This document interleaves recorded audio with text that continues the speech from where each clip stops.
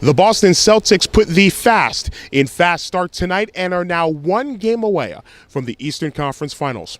The Celtics with a 123-101 victory over the Washington Wizards here at TD Garden in Boston, Massachusetts in Game 5 of the Eastern Conference semifinals. The Celtics now with a 3-2 lead in this series. It was another blowout in this series, and blowouts and decisive big runs early in games have been a hallmark of this series. Those big runs usually have come from the Washington Wizards, but not tonight, as the Celtics, after they were down 4-0 to begin the game, scored the game's next 16 points, and they did not lose control of the ball game from there, as they took a 12-point lead at the end of the first quarter, and the lead did not drop below 12 for the rest of the game. The Celtics scored 33 points in that first quarter, 15 of those via the fast break, as the Celtics did a really good job in leaking out in transition, and more importantly, the Wizards had 0 fast break points in the first quarter. That was something that the Wizards absolutely bludgeoned the Celtics with in the 2 games in Washington. So Boston with 15 fast break points in the first quarter. The Celtics had 67 points in the first half. And would you believe that only 5 of those 67 points were scored by Isaiah Thomas, who scored 53 points the last time these two teams met here at TD Garden. He was more of a screener and a decoy in this basketball game, but that allowed the role players for the Boston Celtics to get off. Avery, 29 points.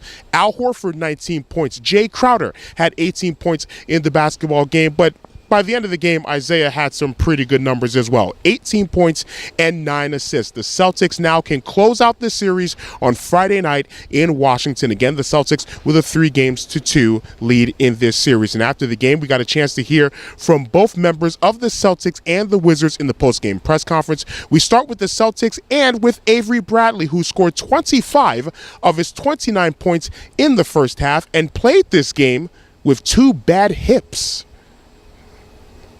My mindset was just to come out and be aggressive. I wanted to be aggressive. I wanted to make those guys work on both ends of the floor, and I knew that I haven't been playing to my ability on the offensive end the last 2 games, and for this team, I wanted to bring my all. I wanted to take the shot, open shots that were there, and make plays for guys, and that's what I tried to do tonight.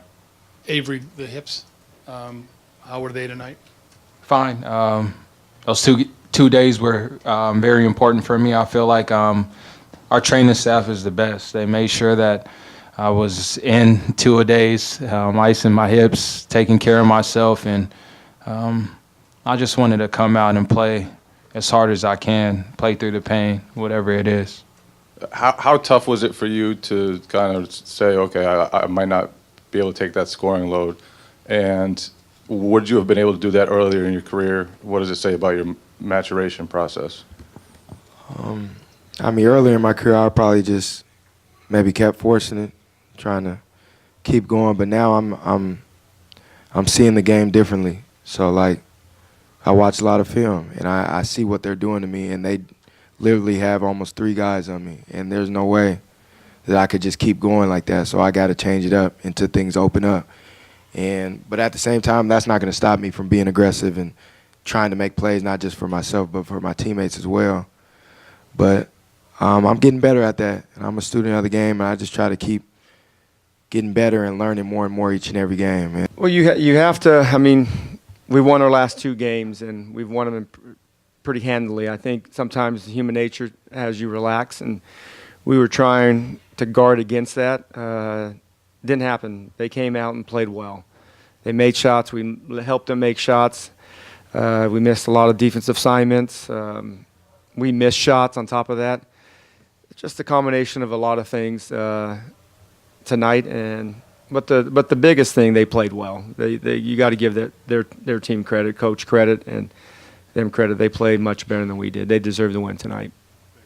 It was almost too easy for the Washington Wizards in games 3 and 4 at the Verizon Center in D.C. And here tonight, they were never really in this basketball game, down by 12 points early, and never really got back into this basketball game. The Wizards losing by 22 against the Boston Celtics on this Wednesday night. They're going to have to go back to Washington, D.C., and they will be facing elimination when they take on the Boston Celtics in game 6 at the Verizon Center. So stay tuned to a lot of sports talk and a lot of sportstalk.com. The written recap of this game is below this video if you are on a lot of sportstalk.com. We will have coverage of game 6 at the Verizon Center between the Washington Wizards. They will be hosting the Boston Celtics. Then we'll be back here on Monday night at TD Garden. It'll either be game 7 of this series between the Celtics and Wizards, or it'll be game 1 of the Eastern Conference Finals between the Celtics and the Cleveland Cavaliers. That's if the Celtics win game 6 on Friday night. So once again, our final score tonight,